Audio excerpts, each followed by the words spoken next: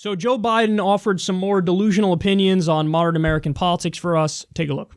I just think there is a way, and the thing that will fundamentally change things is with Donald Trump out of the White House. Not a joke. You will see an epiphany occur among many of my Republican friends. And it's already beginning this year in the House now. You've seen people that, in fact, were not willing to vote for any Democratic initiative, even if they agreed with it, because they didn't want to be the odd person out if it wasn't going to pass. There's no sense in getting politically beaten for something that's not going to happen. Let me put it another way. If we can't change it, we're in trouble.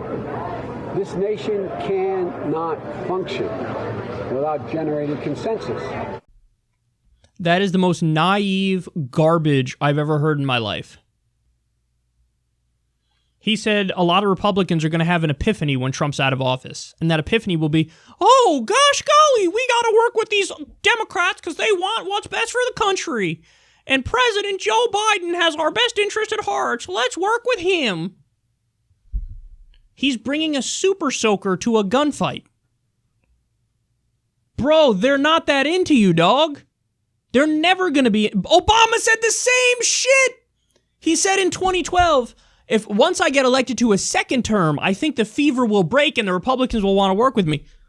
They broke the filibuster record against you. They pretended you were a Kenyan Marxist Muslim. The idea that they would for a second work with you. No, you have to crack their spine over your knee and then chug their spinal fluid. That's what you have to do to the Republicans in Washington, D.C. Now listen, there is a difference, and it's important to make this distinction.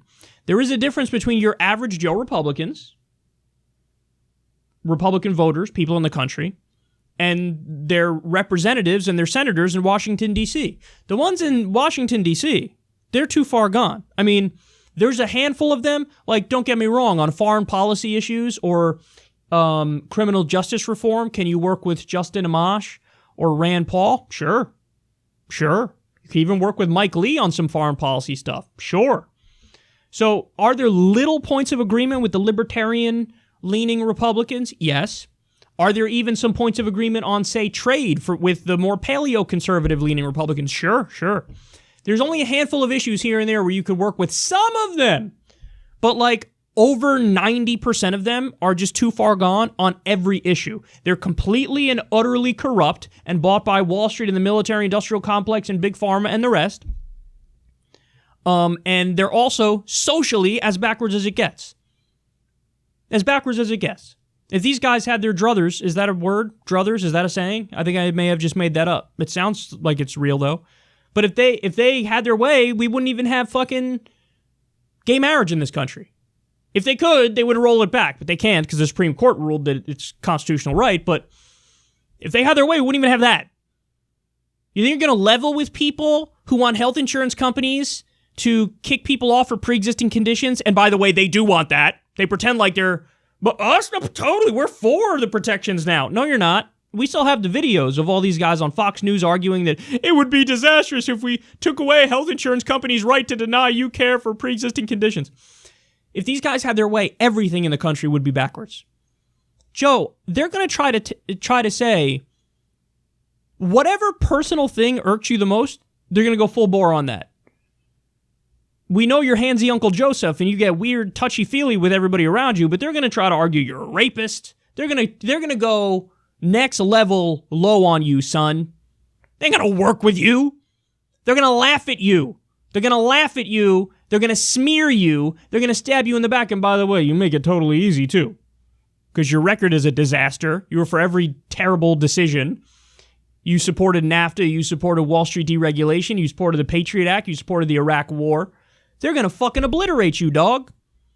Now, granted, they were all for all those things, too, but they don't care. They'll attack you for them and not even acknowledge the fact that they're massive hypocrites. They won't work with you on anything, dude. The only time they'll ever work with you, and even then they'll fucking destroy you and run you over, bulldoze you in the media as they support you on it, is like if you want to do more Wall Street deregulation. You want to give more money to the military-industrial complex. You want to give more money to, like, ExxonMobil. They'll support you, but then they'll still just fucking verbally put the smackdown on you as they support the legislation on that. So what are you talking about? What are you talking about? What are you saying, bro?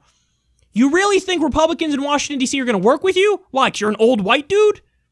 Look at Bill Clinton. Bill Clinton was he wasn't that old. He's like a middle-aged white dude. They hated his punk ass. They hated him. He agreed with them on fucking 50% of shit, and they hated him, dude. They're going to hate you, too. Guess what? I agree with them, though. I hate you, too. I hate them also, though. Republican voters, yes, it's possible to win over some Republican voters because they're not as crazy.